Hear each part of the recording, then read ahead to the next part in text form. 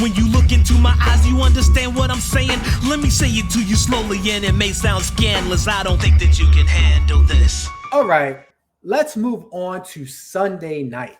We have the 0-1 Atlanta Falcons heading to Minnesota to face the 1-0 Vikings. Projected total here is 45.5 points. The Vikings are 4.5-point favorites.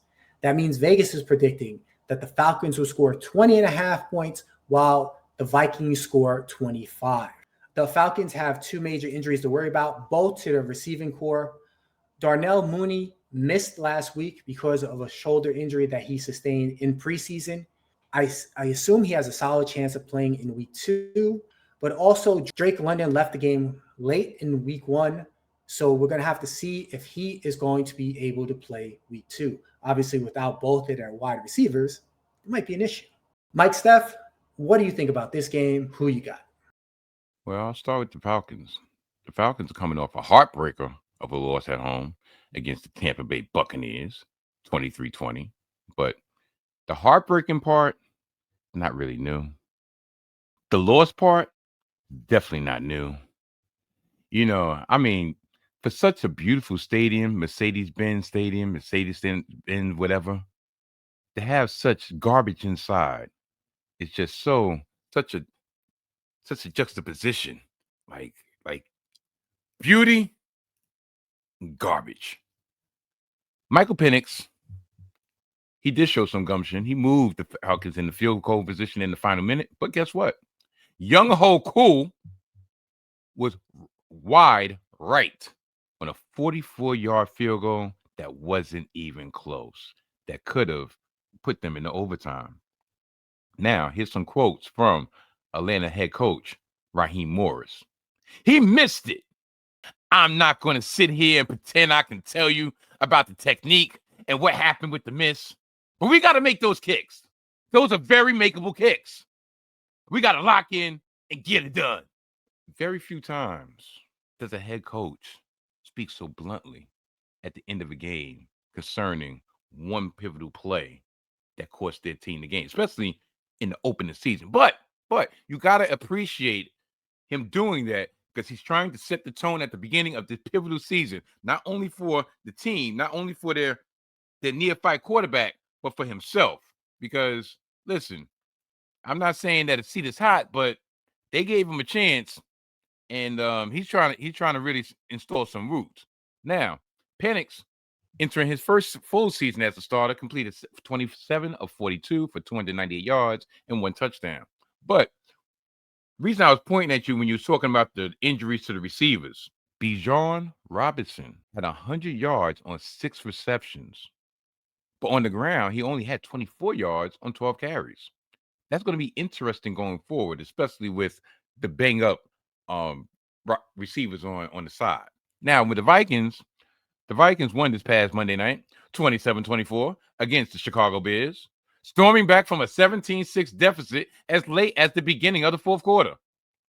The Vikings rallied by 11 points throughout the third quarter, with JJ McCarthy throwing a bad pick six early in the game.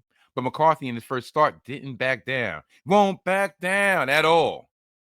He threw 2 fourth-quarter touchdowns to pull off the huge win in Chicago.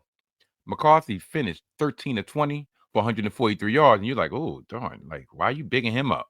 He was 6 of 8 for 101 yards and 3 total touchdowns in the fourth quarter alone. So you take that, and then you have the Falcons giving up leads and missing field goals, and you would think my pick would be very easy, but it will not be. 45.5 is the over-under. At Minnesota, you know what? I'm going to go under. Now, as for that spread, Minnesota minus 4.5. Listen, it took them a miraculous fourth quarter recovery to beat Chicago, and Chicago had them dead to rights the majority of the game. Atlanta is coming off a loss, and as you heard from the quote that I gave about the coach, they're out for blood. So I'm going to say Atlanta plus 4.5, over under. I'm not enjoying this because how am I going to catch up to your win total of last week if I keep agreeing with you? But I am 100% with you on this. This spread and possibly the over-under are going to change drastically as we get more clarity on the wide receiver duo in Atlanta. But for me, Atlanta was really in that game, and they had a chance to win. They just did not pull it out at the end, while the Vikings looked like they were going to lose most of the game, and then they had a strong fourth quarter and came back. I don't know that I necessarily expect either one of those, the tough loss or the tough win, to carry on to the next game. I expect this game to be close, hard fought. I will gladly take Atlanta. And I am going with the under because both of these defenses played pretty well, and I expect that to carry on.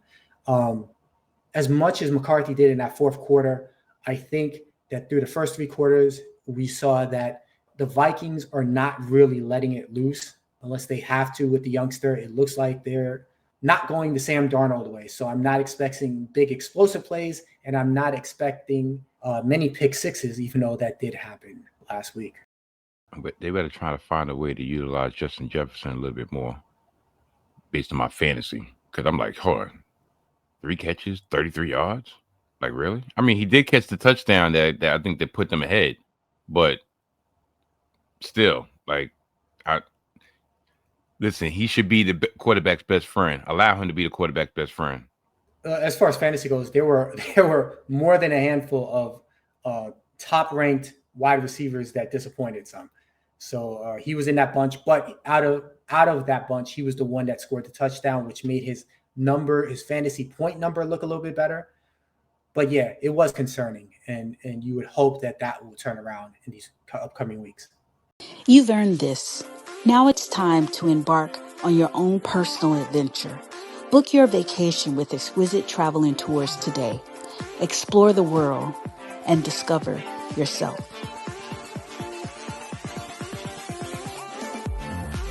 But maybe they don't want to do that right away because they don't want to form bad habits for McCarthy of just concentrating and locking in on one guy. So they want him to actually try to utilize all his weapons and view the whole field. Once he gets a little bit more comfortable in the offense, it's like, okay, we can force feed a little bit more because at least we know, the other aspects of the offense. You're just not like, you know what, I'm just going to ride Jefferson. Because even though they have a lot of invested in him, so it's not all just about the season. So this is really a learning season for McCarthy. Of course, they want to win while they're learning, but they don't want to stunt his growth by just having him concerned about the W at the end of the day. Yeah, that's a solid take. I hadn't really thought of that, but that makes a lot of sense, and that's looking into the future. Yeah, I hadn't really thought of it because I just. In my head, they had won 14 games last year, so they should be going whatever gets the W, but that is the better play.